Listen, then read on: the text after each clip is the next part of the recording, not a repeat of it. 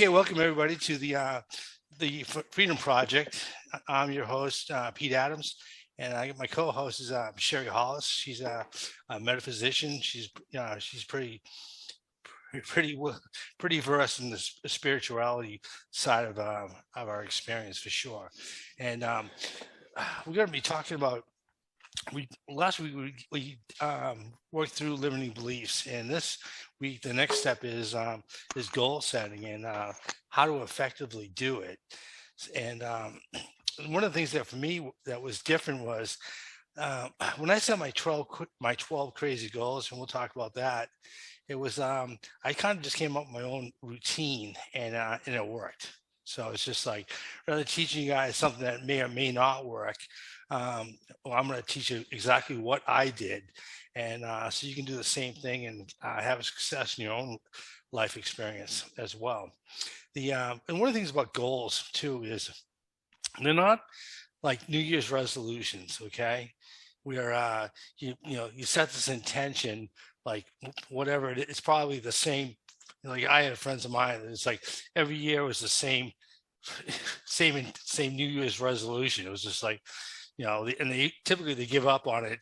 3 weeks into the new year, they stop going to the gym if their goal is to get into shape, etc. So it's hey John, can you mute your mic? I'm hearing some noise here. Thank you. So the biggest thing I like to compare goals to is is having a GPS. Okay, so it's like if you don't put the destination into your GPS, you're not going to get to where you want to go, where you say you want to go. And that's what most people, they kind of do as far as goals go, is they never really decide what it is that they really want. They'll daydream about something, but they'll never, get concrete and take action. So we're going to go through that as well. And one of the reasons why most people don't actually set written goals is they have fear. They're afraid of, like, well, what if I set this goal and I don't achieve it? It's like sorry, hit the wrong button here. Okay. Oh, so most people, they have this fear of failure, and it's just like, and that's just, you got to get through that. It's just like, you go for it. If you don't get it, well, rework your plan and go for it. Because, if you're afraid to try, you're not going to get anywhere. It's not going to be, you're not going to be successful. That's just how it is. Another thing too, and I can share with this from my personal experiences. So a lot of people, they don't hold themselves accountable. So they'll come up with this goal, and then they'll just kind of like, let it fly, and never actually do the work. And a great example of that was like a really good friend of mine. He was going to Northeastern University. He was a junior, and he went out on like an internship and for a stock brokerage. And I had just started going to college part-time, and I graduated with my bachelor's degree, and then I got my master's degree. And my friend, he was still a junior at Northeastern, talking about going back to finish his degree. And what ended up happening, when he finally did get around to applying back at Northeastern University, he'd been gone so long, it was over 10 years, and they wouldn't let him. He already blown like some crazy amount of money going to that school because it's very expensive, and they wouldn't let him. They wouldn't give me any credit for the stuff he took at Northeastern. So it's just like he was going back to being a freshman, and I don't know how it worked out. We kind of drifted apart, but it was just one of those things. It's like, if you say it, you need to take action and do it. And the same thing. This is a same guy. Okay, he when his first child was born, he had this New Year's resolution, or his goals, and it was to get a Series 6 securities license. Okay. And this is the last time I talked to him. He called me, and his daughter, who was 17 years old, and my friend said, I'm gonna get my Series 6 license this year. And I just said to him, like, you said that was your goal when your daughter was born. Now she's driving the car. I'm like, what's different this time? I just, I didn't hold anything back, and that was the last time we talked to you. He wasn't too happy with the little reality check, and sometimes I just shoot from the hip, So, anyways, it's like time can get away from you, so be aware of that. And another real big one is people set goals, and they don't really believe that it can come true. So it's just like one of the things that's crucial in being effective as a goal setter, or a goal achieving machine is, you got to have faith that it's working in the background. And we'll go through all that stuff coming up. I've got the chat open right now. So if you guys have a question that comes to your head while I'm talking, just please put in the chat section, and we'll get to it when we get to the Q&A. So if you do have a question, I do want you to ask it, but just let's go through the material first, because I may answer your question while we're going through this, or Sherie may. So, okay, so the first thing is you need to decide. I call that the what. And the biggest thing is you need to decide what it is you truly want to be, do, or have in your life. Because it's like, you can have it, you can be it, or you can do it. But you need to make a decision. You need to, and that's big. You got to ask yourself, what would I be if there's nothing I could not be? What would I do if there's nothing I could not do? What would I have if there's nothing I cannot have? And the best way I've found to do this is write down what your goal is, okay? And let's say it's to graduate college. I'm just throwing something out there, okay?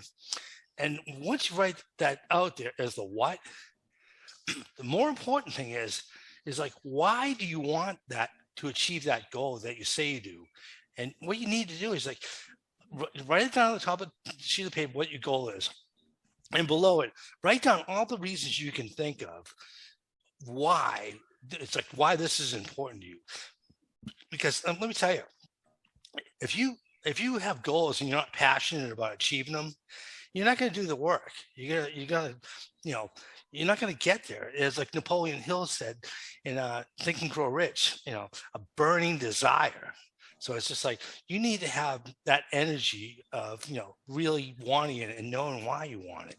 And lastly, after you go through all the reasons you can think of why you want that to have that, or whatever, write down how if that was achieved right now, how would you feel? So, because a big piece of this is you got to be able to have the feeling of it being true and in the now before it shows up. That's a huge wisdom item, totally, because when you've got to have the emotion, and we're going to go through the techniques next week, but you got to be able to generate that emotion of it being true and in the now, because it's like it's out there waiting for you, but you need to get in alignment with it, with your energy and your feelings and your emotions, and to make it really work. And another thing too is a lot of people miss out, kind of like drop the ball, I should say, is they'll write down a goal that it's too big for them at this moment. So it's like, let's say, I'll just make something up. Let's say you weigh 650 pounds, right? And you set this goal that, in 4 months from now, you're going to be in a bikini or something, or in buff condition. It's just like, that's just not realistic.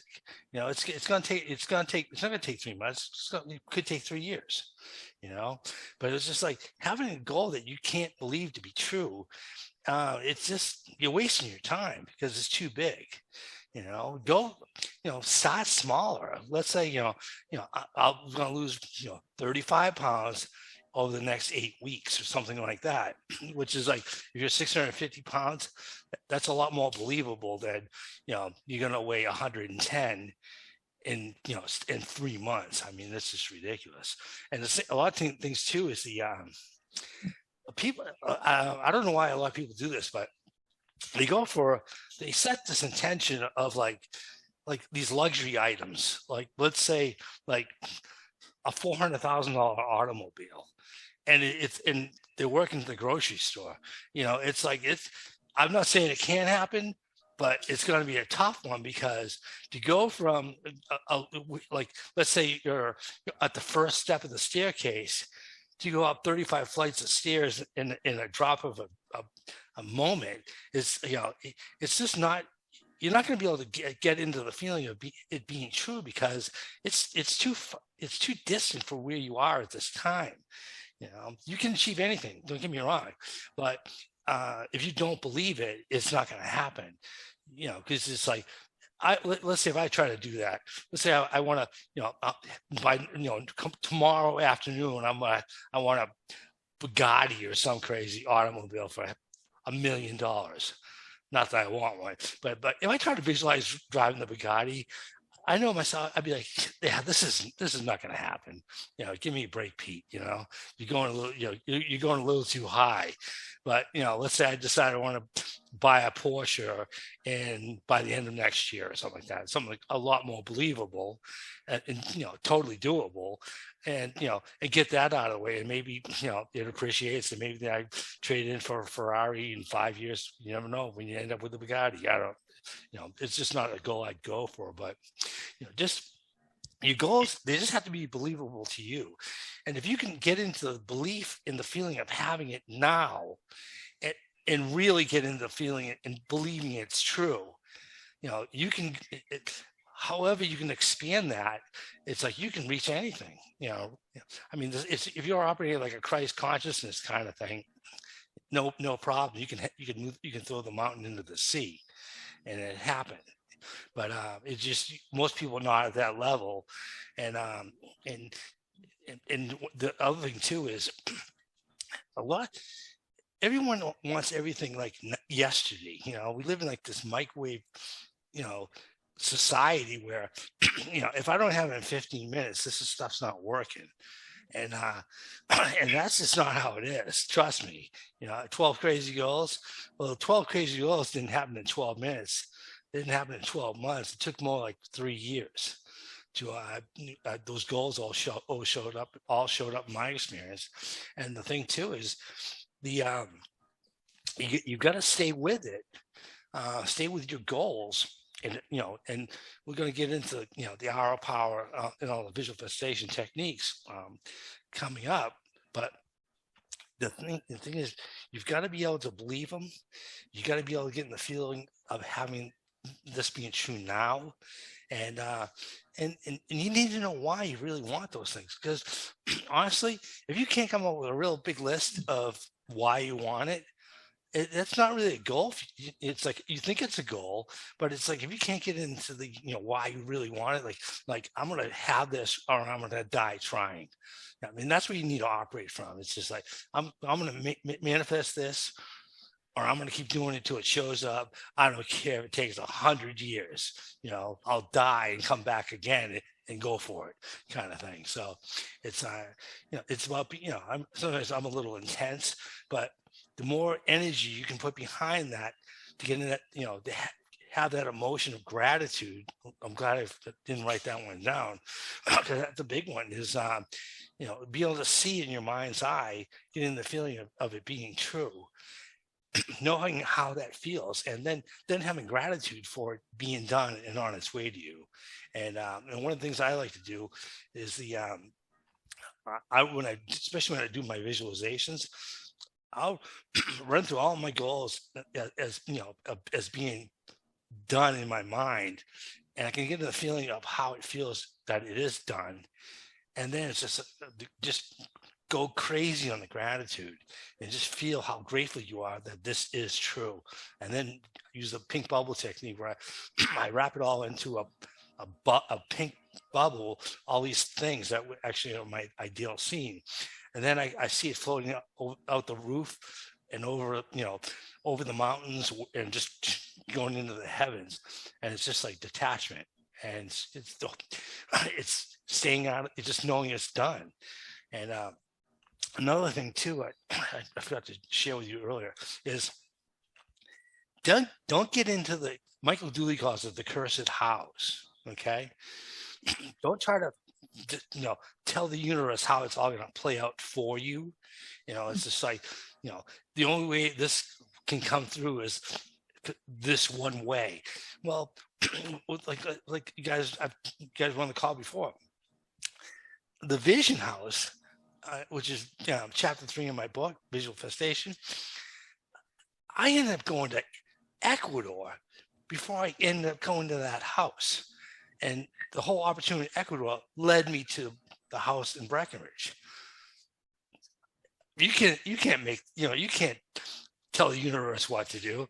I'd have, no idea how it's going to play out. And I'd sit there and say, okay, universe, I get this idea. You need to send me to Ecuador and then I can get the house kind of thing. It wasn't like that at all. And another thing too is when you start getting into the house, you're really you're really watering down your faith because you're really, it's like you're looking at your watch.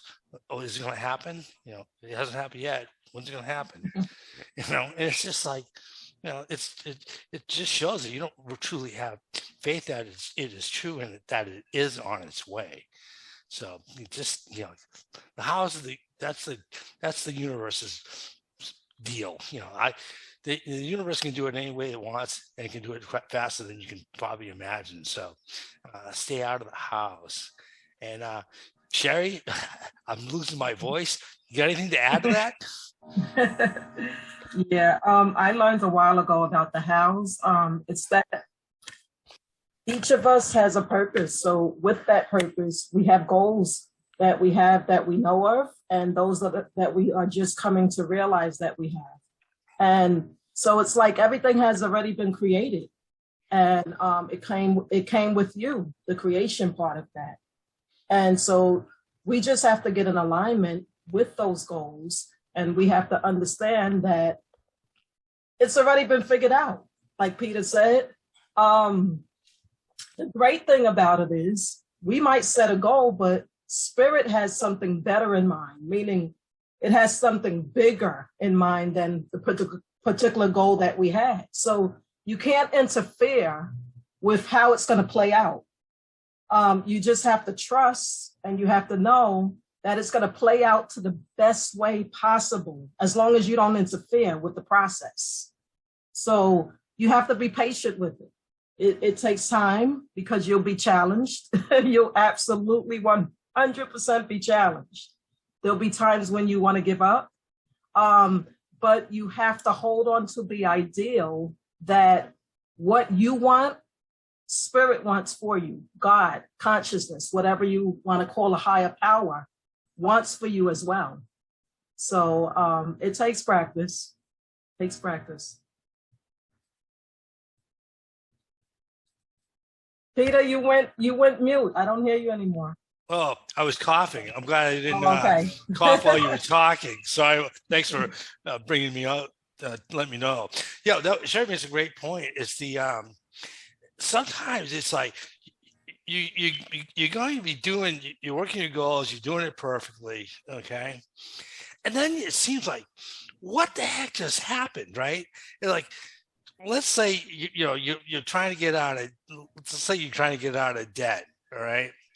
And you're working on manifesting not having consumer debt like I did in the beginning.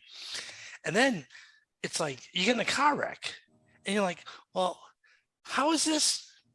How does that relate to me getting out of debt? No, I got to come up with $1,000 of the deductible. And what the heck's going on with that, right? Yeah. And then Yeah. and then you end up at the you go to the body shop, and you meet somebody, and they turn out to be your next spouse or something like that. Exactly. You And that's what it is, Peter. It's like Abraham Hicks. I don't know if anyone's familiar with them on the line outside of Peter. But they talk about it. They talk about the cooperative components coming together in your life. So it's like, even the things, you can't be fooled by the appearances of your life, because the outside circumstances sometimes are going to tell you that nothing's working, but the trust and the patience and the enduring, you start to learn that, wow, I'm being moved into a direction that brings me closer to that goal. And it happens in various ways. Just have to endure the process. Yeah, and another thing I want to share with Sherie touched on about the appearances. Don't get caught up in appearances, because it's like whatever shows up, it's always happening for you. So don't get freaked out. And this is one thing that's, for every single time I've manifested something, what I'm working on, right before it shows up, everything looks the same.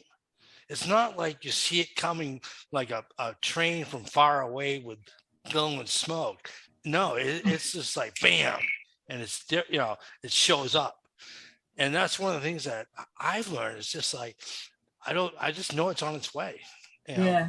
It's just a matter of time of myself getting into alignment, because it's like, it's really, you're really like the tuning fork to the whole thing. And it's just like, once you get that vibration right, and this was shown to me when I was doing some heavy duty guided meditations on this stuff, and it showed me that the way manifesting works, or demonstrating works, is it's like, I just imagine like the series of like energy meridians like flying around, right?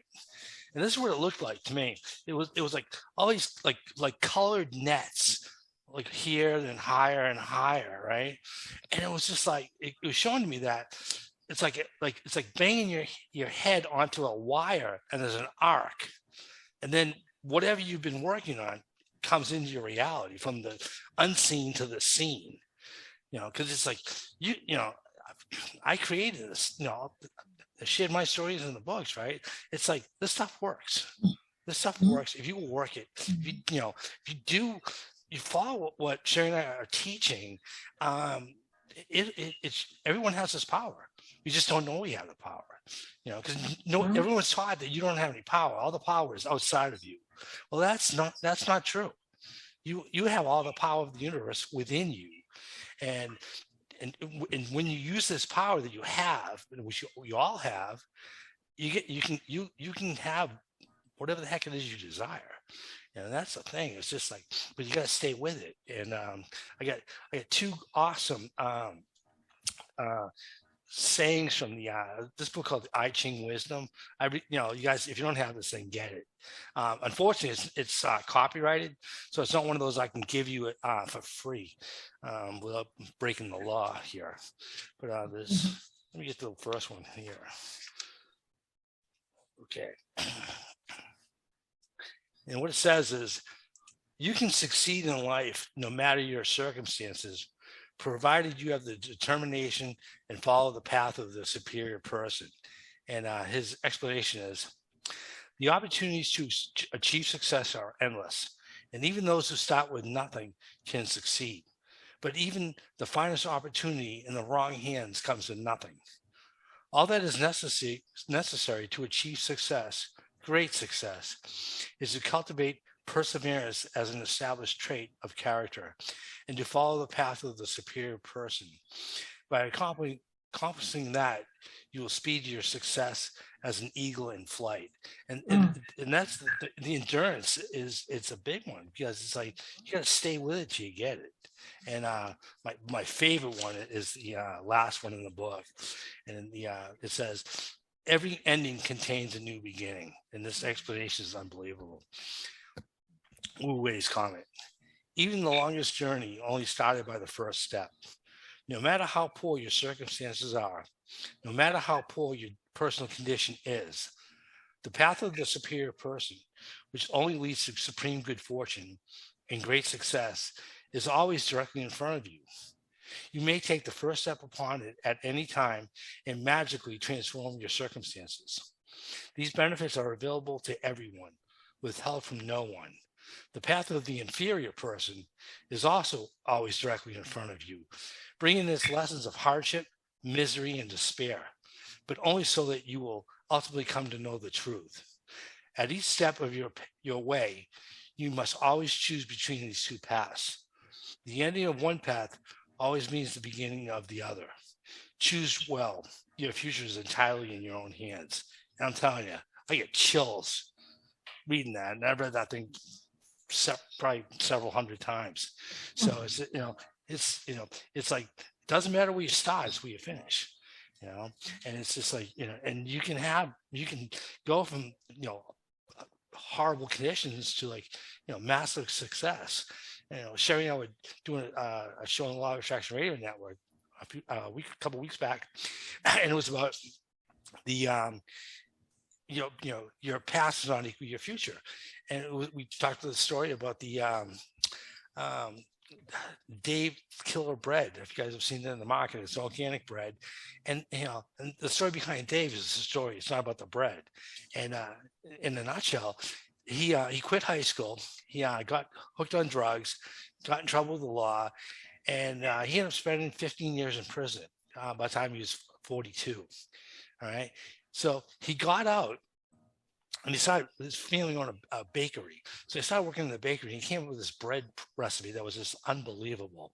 And long story short, they grew the company from like 15 employees to like over 300, and they sold it for like $35 million. So the whole family became multimillionaires, and it was just like, this guy, and and by the way, he also suffered from mental illness too. Yeah. So it's amazing just like, story. it's unbelievable. So it's just like, I mean, I hope for all of us on the call today that your life is not as challenging as Dave's Killer Bread guy was, but if he can do it, you can do it. We all can. So Sherie, you got anything to add before we go to the I would just like to highlight a scripture from the Bible that everyone references, but it's like, how well do we really understand the depth of the scripture? And it says faith is the substance of things hoped for, the evidence of things not seen. So just in that alone, when you see that faith is substance, that's the operative word right there, that it's substance. So faith is belief. So when you have that belief, that's tangible substance that we charge the universe with. That's something that has creative power. It's already created. So when we have that belief, we have to understand that that belief has already created something. It's something tangible that we could hold on to. So that right there alone, if you ponder over that, you can get a lot from just that scripture.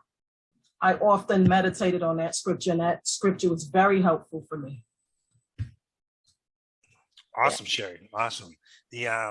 Okay, guys. Well, let's see. Let's check my notes. Make sure I got to everything I wanted to. Yeah, we did. So, if you guys have any questions, you can either, if you either, if you don't feel like talking, you can put it in the chat box, or if you want to unmute yourself and speak on the call, that's fine. I'll check in the chat to see if there's okay. any. All right. So, does anyone have any questions on how I did anything, or questions, any kind of metaphysical things to Sherie? You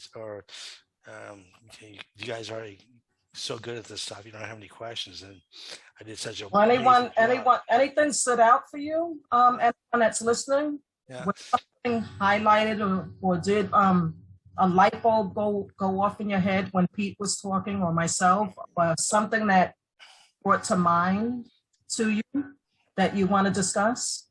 And if you guys have any questions, any kind of law of attraction questions, it doesn't have to just be specific to goal setting. It's like I blocked off half an hour to answer questions. So, you know, if not, we'll be ending earlier than normal. But okay, someone has a question. Yay! Is Raquel Mack? She says, is there a connection with diet and manifesting? I think Raquel, is it about eating a certain diet as far as manifesting? Is that the question, kind of thing? No. It's just that I have read certain things about people eating live food versus, meat and stuff. I mean, I eat meat, but I was just wondering, like, would I manifest faster if I change my diet? That's a good question. That's a great question. But from what I've seen, it varies person to person. So it's not a definite answer to say that if you eat meat, you can't manifest. That's not true. I would say overall that the mind is more powerful than anything. So okay. You eat a bad diet, and if your mind and your thoughts are very powerful, they can override any type of things that would interfere with your manifesting. Yeah, now that I understand the question better, I get this is how I would approach it. If you believe eating a vegetarian diet will make you a better manifester, that's a belief. So if that's what you believe, it's all about your beliefs. If you believe that if I eat steak, I won't manifest because I've got a lower vibration or something like that, it really comes down to beliefs. Yeah. Because the real world, it's like you can eat whatever the heck you want and manifest just as good as eating salad or eating barbecue. It doesn't really matter. That's what I believe, because it's all here, Yeah. But it's just if you have that belief that it would help you do it faster or better, whatever, then it's your choice. Not necessarily, yeah. It's really, great question. Yeah, that was a great question. Anyone else have a question or comment, something that they want to add? I was just going to say, Sherie, I like that verse also about faith. Yes. About faith. Yeah, I like that too. Yeah, it's a powerful scripture that I think people don't really go deep into it and understanding what it really is talking about. Right. That's right. Anita said that faith is the actual substance. That's right. Well, belief is what creates your world. Oh, that's so true. And it's like, whether you believe you can or you can't, either way you're right. I mean, that's right. And the thing is, it's like, I wish I printed off this article a friend of mine emailed me to a few weeks ago. But in a nutshell, they were saying that they've found a particle that's 20,000 times smaller than an electron. And one of my friends wrote a book, and his name is Francisco Rosero. He lives down in Quito, Ecuador. He used to live up here in Florida, and he's dialed in like big, and he was calling the particles of creation. It's like at the smallest level, everything is made out of this stuff and arrangements of this God stuff, and he called them adamantine particles. And so maybe science is kind of discovering the adamantine particles. I'm not sure, but it was a pretty cool article, and it was just like, everything is energy. It's like just different arrangements of it. So it's like your thoughts, your beliefs, your emotions. They're all energy, and it's all going out there, and it's creating stuff for you. Because it's like, it's like you basically, place your order to the universe. The universe give you whatever you desire, but it won't do it without you asking for it first and putting the intention out there that this is what I desire. because it's ready to run, but you've got to hit the start button, and you do that by getting clear of your goals, what you desire to have, be, do, or have, or whatever, but you've got to give the instructions. Okay. So Miles says, do you all use affirmations? Who I do Miles, I do every single morning during my hour of power, and it's like, and it's funny because some of the cards, it's like I use them for over and over and over again, and they get like this, they start to disintegrate kind of, and I can see like the oil from where my thumb is, because I'm a right-handed person. I'm always turning my right hand, and you can see the oil from my skin over time build up on these cards. And I was like, then I'll be going through my affirmation. I'll be like, you know what? I really need to write some new cards.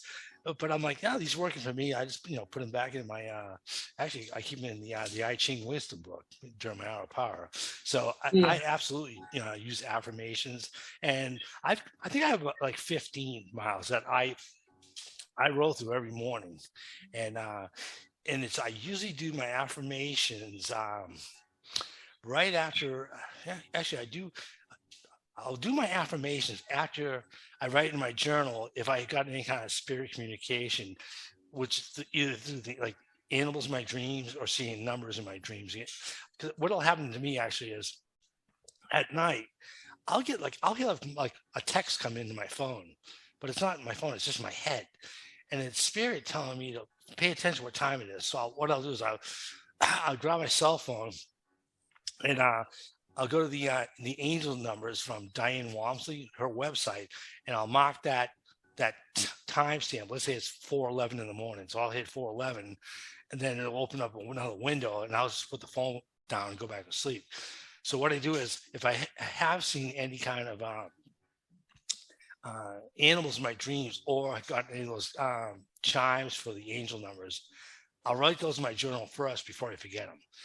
And sometimes I've had dreams where I've had like 5 different animals in one dream in a row, and I'll when it's like that, I just get up and I write it down in a notebook in the kitchen and go back to bed and try to sleep, right? But I'll do that, and then I'll do the my affirmations, and then I'll read a page out of the I Ching. Every day I read one page out, and then when I'm done, I go back to the beginning. And think about the affirmations, they're always in the present tense too, and I'm always, when I can, I always do it at them as an I am statement. And except one like this, the first one I read every morning is I am happy, and that's another one. Is the next one in line is I have perfect health. So just try to do it. Always try to do it in the now. It's got to be in the now. It can't be someday I'll have $1 million. No, I am a millionaire. That's how to do it properly. And Peter, I do the same. I practice the disciplines. In addition, when sometimes you're feeling in a little bit of a funk. I know I do. I get in a little bit of a funk momentarily. It doesn't last long because I grab it right away because I don't want it to set in. So I use affirmations so that I could redirect my thoughts according to where I want them to go, because I understand the importance of keeping my vibration at a high level. So I use affirmations when I'm challenged with something, when I'm going through some type of problem or something.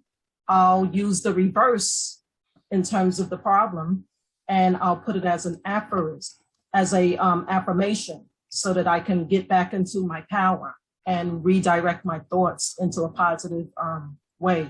So that's another powerful way to use affirmations when you're going through something, you're being challenged with something, and you want to go quickly to your higher mind so that you can change your vibration. Ooh, great. Yeah, that's a great use of affirmations. Yeah. And another thing too, guys, if it's like, if you do have one of those days, like Sherie says, she's, gets a little in a funk or whatever, it's just like, whenever you're not feeling good, start doing gratitude. So write down either think or give thanks for all the things that you're grateful for, because it's just like you can, what you're thinking about is probably, it's like waves on the surface. It's getting frothy, and you're like, oh, it's things aren't working. Right away, just say things are happening for me, not to me. And then do gratitude, because gratitude will get you out of that spot. Oh yeah. Fast. Oh yeah. That's another way. Yeah. And I do that as well. I play a game with, okay, let me find out what I'm grateful for. And I'll look for something and I'll keep going on that way until I feel within my spirit that my vibration has been raised. And immediately I'm shifted into another way of thinking, a higher way of thinking. So Peter's right. The gratitude is powerful for shifting you to changing your thinking pattern to a higher way of thinking. Right. And another technique that I've shared with students in the past to be my coach is some people, they really have a hard time initially trying to stay on a positive mind process. It's just like, if they thought 100 different things, and it's like 99% of them would be like negative. Some people just like, it's bad and getting worse and woe is me. And one of the things that I found that was real good for getting people to change their state, as Anthony Robbins would call it, is get a big rubber band and put it on your wrist. And when you start having a negative thought, smack that band into your wrist as hard as you can. And it's like, it's going to break you from like getting on what I call the downward spiral, where it's just like things are spinning out of control and it's all in your head, and you got me laughing, Pete. What was that, Harriet? Hey, you got me laughing. Oh, when they take the rubber band, and it's gonna hurt when you pop yourself with it. Oh yeah, hey, it works, Yeah, anything to break that pattern. Yeah, you're gonna be like, ow, my wrist hurts. Well, you've kind of forgot about, the late notice you got for your automobile payment or whatever. So yeah. I think the main thing is to understand that you have to distract yourself in a better way. So distracting yourself, so you don't want to stay in that pattern of that type of negative pattern. So you have to do something to put you into a different way. Give yourself something else to focus on. Exactly. You got to focus on what you desire, not the challenge, because it's like, whatever you put your attention on, you get more of. So it's like, you focus on being grateful, your life goes better. If you start getting focused on, things are bad, and it's like, all you're doing is, it's like you're a magnet. If you want to be a magnet of good or a magnet of junk, it's gonna come in either way, and you got to control you've got to control your thoughts. And it's like, you got to watch what you're thinking, because it's a lot of times you'll have all these thoughts rolling through. It's almost like you're not really thinking; just these things are coming into your head, like rounds out of a machine gun, for crying out loud. And it's just like, you're thinking thoughts. You don't even realize you're thinking them. They're just there. So watch what you think. It's like, think prosperity and success, and and know that the life of your dreams is on its way to you, and it'll show up. Rather than like, I wonder if I'll ever get whatever I'm working towards or whatever. Yeah, you will. Just focus on it happening for you, not, will it come? It'll show up. You stay with it. If it's like you start wondering, like they say, it's like, when you doubt, you delay. So remember that. Okay. Yeah, so it sounds like they're a little shy. We have audience today. No, I know some of you have something really pressing on your mind right now, and you might be a little afraid to ask, or if anyone is bold enough, does anyone want to share one goal they have, and I could like kind of talk about what that might look like, and how I personally would go for it. It's like, I won't say your name on the air, so don't worry. Okay. So using I am rich and eloquent, is that a good affirmation or no? Why not? I think it sounds great. Okay. Here's the thing, right? When you say it, how does it make you feel? I smile, and I even tell my grandson to say. Yeah. Well, that's a perfect example. It's just like, how does it feel? It makes you feel good. That's a great affirmation. Yeah.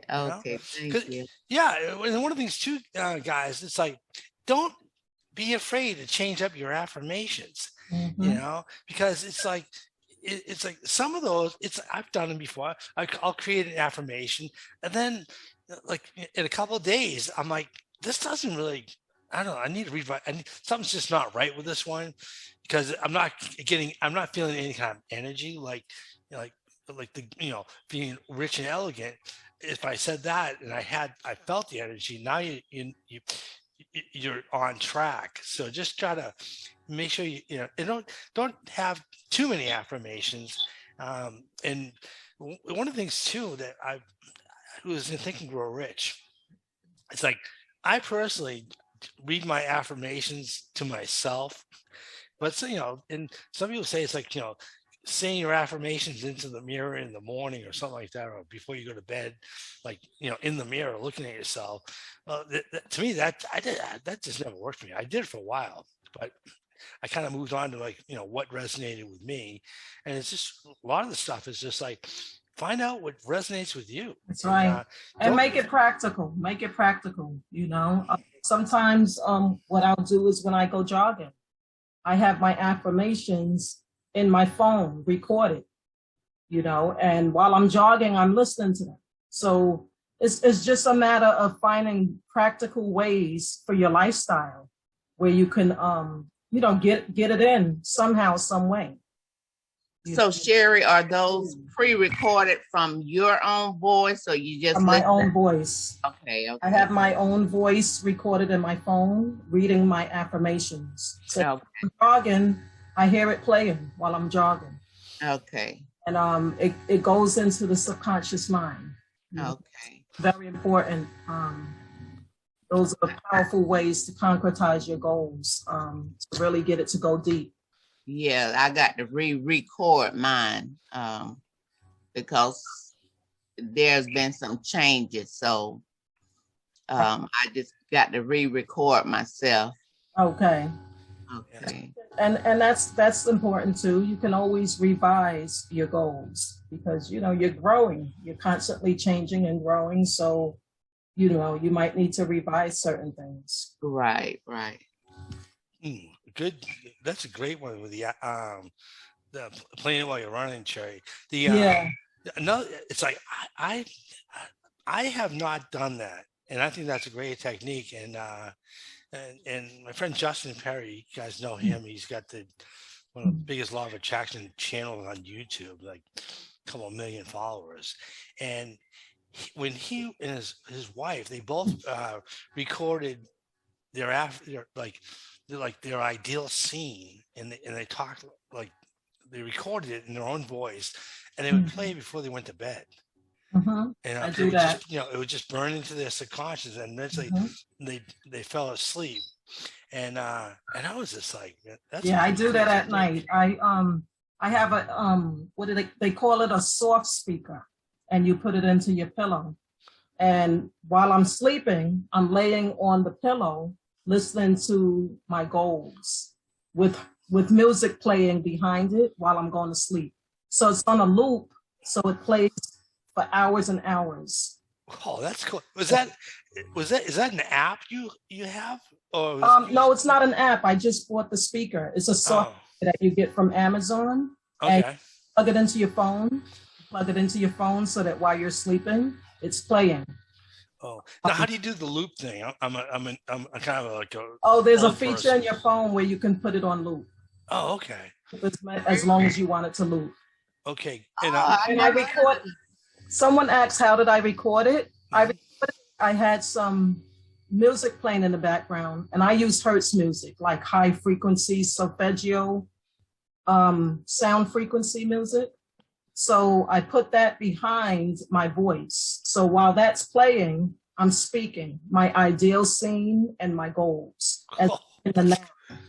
Wow. And so as I'm sleeping, my subconscious mind is being programmed and picking it up. Wow. What talk about a good use of your time while you're sleeping. That's awesome. Awesome. Yeah, it's powerful. It's powerful. Yeah, it's like, Sherry's gonna give her information like at the end of the class, and she'll give you how to contact her. So if you guys have any questions about we do have a question. Yeah, someone said, what about the 432 hertz? 432 is good as well, but the highest frequency is the 528, is the 528 frequency. But sometimes they're combined, you can combine them. So you have different frequencies for different reasons. So just do a little bit of research and you can find out what those reasons are to use the different frequencies. I am glad you're on the call, because I'd be like, I have no idea. How's that for an answer? I'll be truthful. I don't know. So basically, the frequencies are about bringing the left and the right hemispheres together so that they could be harmonized, so that you can subconsciously program the mind to receive what's playing, what you're listening to. And so basically, we're all on a certain hertz that they put us on in terms of the society. So you want to go to they call it the God code. And the God code is that frequency, that's the highest frequency on the scale. It's like music scales. You have the different notes on the scale of a piano. It's the same with us. We have different scales and frequencies to rise to higher consciousness. The 528 will bring you to a higher place of consciousness. Okay. Awesome. Great question, and really great answer. Yeah, that was cool. I'm glad you brought that up, Sherie, because it's like that helps. Everything helps. I mean, to just hear your own voice, sometimes you're not going to be in resonance with what you're saying. So the 528, it balances the hemispheres in the brain so that you could receive what you're saying, what you're programming yourself to think. Cool. Wow, that was worth the power of free admission right there. That was, you got me interested in it now, because I'm like, I haven't tried that technique before. Yeah, it's powerful. And one of the things I hate to say it with me is, it's just like what the techniques that I've used, I've been successful with. So it's kind of like I just keep, this is my my recipe, and because it works for you. Yeah, it works for you. Yeah. So I don't really, divert. You don't need to. I think that's the key with everything. As long as it works. Yeah, exactly. If that works for you, you don't need to try 10 different things and all of them work. You just try what you've been doing if it works. Oh yeah, and that's the thing, is it's like there's a lot of techniques over the these years, multiple years, that I've tried, and not just didn't click with me. And it's just like some stuff is gonna click with you, and other stuff's not going to. That's right. There's nothing wrong with you. It's just like you just need to find the stuff that works for you. Exactly. I agree. That's a good point, Peter. Did anyone else have any questions? Yeah, that was good. I love the questions that it gets everyone asking more questions. Oh yeah. Okay. All right, let's have another one. We got a couple more minutes left. If you guys do want to ask any questions, go ahead. Well, I guess we just listening, but Sherie has a lot of knowledge, so just spew something out, Sherie. Yeah, that's why she's here, Right. Because it's like she knows her stuff, and just tell us something, Sherie. Good. Okay, Sherie, you can tell her where to send the check. All right, guys. Are we gonna send it to Breckenridge? Is it Peter? No, it's Breckenridge. No, I'm in Florida. You're in Florida. Okay. Yeah. Okay. Oh, yeah. The scenery behind me is actually the Grand Tetons. which is a state park right next in Wyoming, right next to Yellowstone. So that was a picture Rob and I took on a trip. I love it, you know. Oh, nice, Yeah, Peter. yeah. You know, it's like, hey, you know, it's like it's my no, Sherie, that virtual background, is that from a place you've been, or is that a place you're going? It's got some water in the background. Yeah. That's fine. I had to make it a little dreamy. Like you on some kind of island somewhere. Exactly. That's, you know, it's all operating at 528 megahertz. So it's exactly. It's a good place. It's a good place to be, you know. That's right. The highest frequency. All right. Last call for questions this evening, and you know, it's like we'll be doing this again next week, so make sure y'all sign up. There'll be a link on my website that Rama will probably put up in a day or two.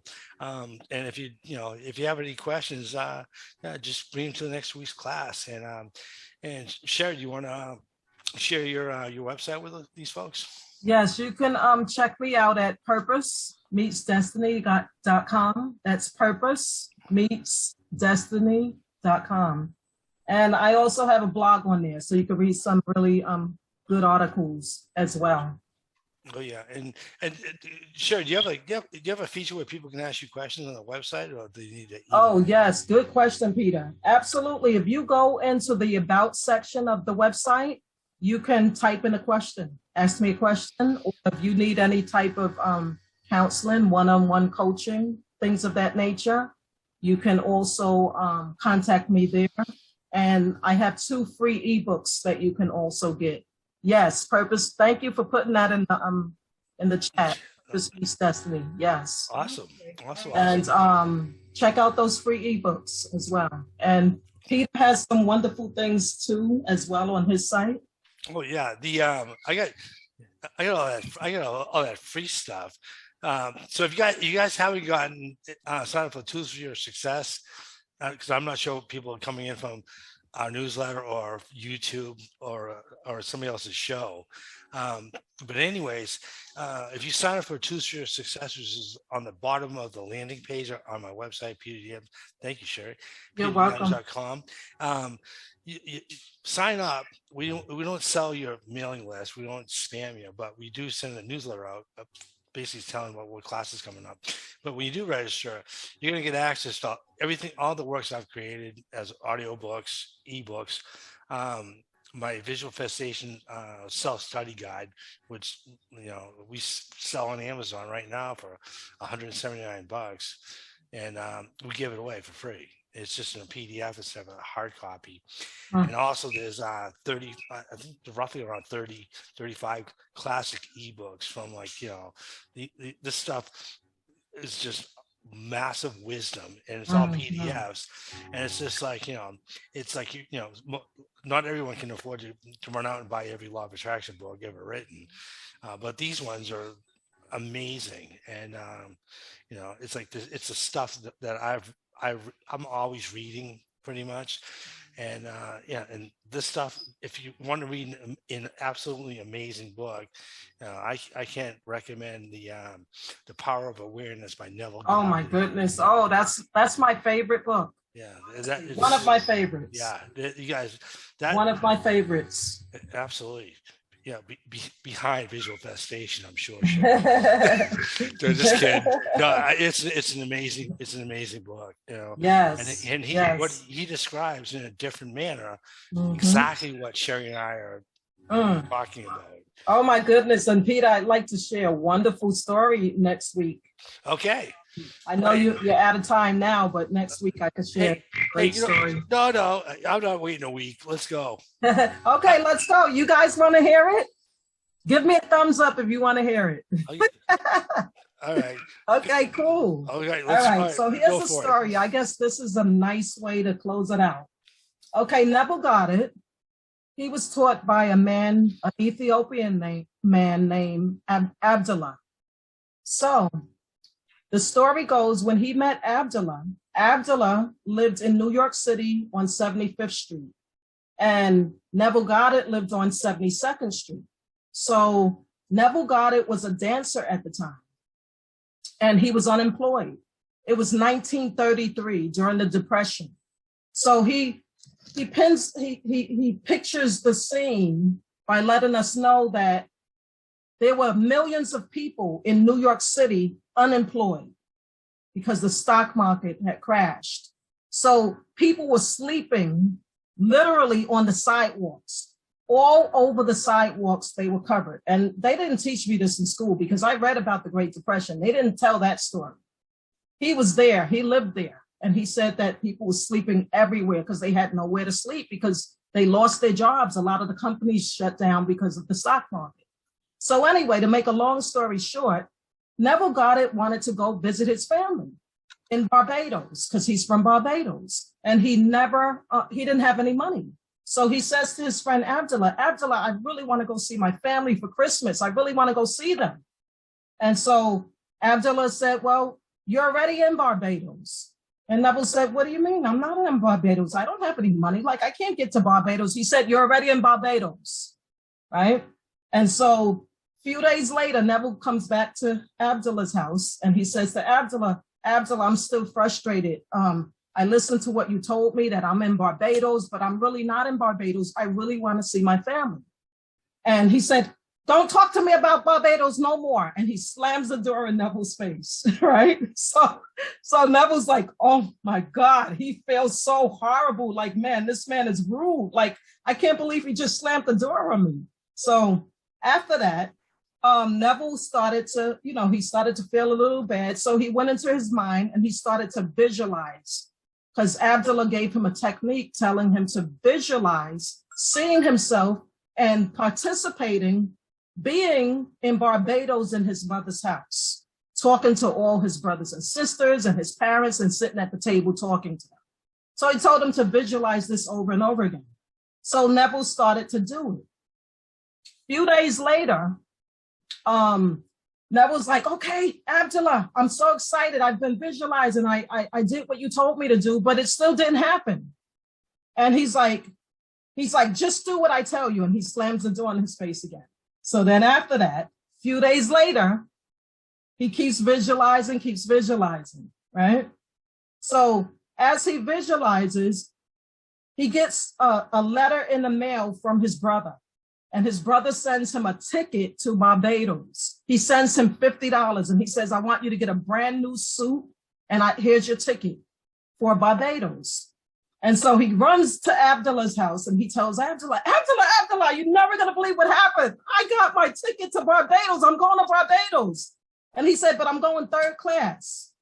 And Abdullah said, no, you're going first class.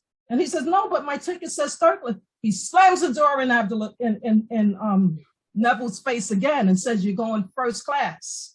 So eventually Neville got it. And he was like, okay, I'm going first class. So anyway, he goes to pay for his ticket. He gets on the boat and the lady says to him, we've had a cancellation. You're supposed to go third class. She said, but now you can go first class because we had a cancellation. So he goes back to Abdullah and tells him about the fact that he's going first class. And Abdullah starts to smile and he says, I knew you were going first class. So that's the story. And, to get the moral of the story, he's basically saying, I don't want to hear anything. Like, if you're visualizing, you're doing what I tell you to do, I don't want to hear anything. I don't want to hear any doubt. I don't want you telling me that it's not happening. I want you to be patient and I want you to trust. So Abdullah was teaching him in his response to Neville how to stay focused on your goal, no matter how crazy it looks on the outside. Because in his life circumstances, he didn't have any money. So he didn't really have any faith or belief that it could be possible for him. But Abdullah knew that if he was faithful to his vision and his visualizing, that it would manifest. Okay. And that's the power of what, Sherie? Awareness. Okay. Yeah. So that was one of the stories that Neville talked about in terms of his teacher that taught him the science of visualizing. He also taught him a whole lot of other things, but that was one of the big things that he taught him about how to manifest. Okay. Yeah. Peter, we can hear you. Your voice Keep went. talking, but I ain't nothing. Oh, sorry about that. I'm talking to myself again. I didn't want to, interrupt, because that was a heck of a great story. I loved it. Hey, did Abdullah, did he ever write anything, or it just was by word? It was just by word, but he did teach a lot on the Hermetic principles and the Kabbalion. So he taught a lot of those Hermetic principles. I also heard that he also taught Joseph Murphy as well. So Joseph Murphy and Neville Goddard were taught by the same guy. Wow. Although Joseph Murphy was also taught by Troward, a man named Troward. Yeah. Thomas Troward. Thomas Troward, exactly. Yes. Yeah, and Troward's works are in the that ebook package. So yes. So is the Neville Goddard book. Yes. So you guys have some powerful things. Like, you guys have a lot now to go listen to and read and study and practice. Yeah, and it's free. That's right. You have no excuse. It's like, oh, I don't have any money. Thank well, you, Peter. You're welcome. You guys are welcome. Well, hey, that was a great ending to tonight's class.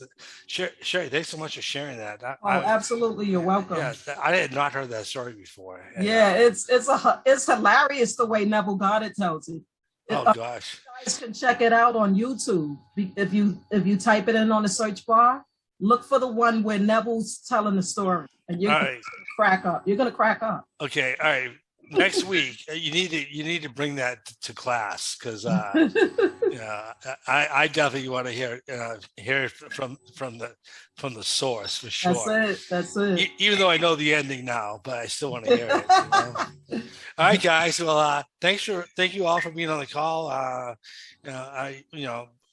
Sherie and I, we really have a great time, helping you guys if we can. And, it's fun for us to, share what we know and to have you guys have success. All right. Well, we'll see you next week. And we're going to start going into the actual techniques for turning your goals into the techniques that will help you manifest that which you desire. Okay, well, all right. Well, thank you all for being on the call. And thank you. You're welcome. Bye, everyone. Thank you. See you guys. And have a great week, guys. And yes. and we'll see you soon.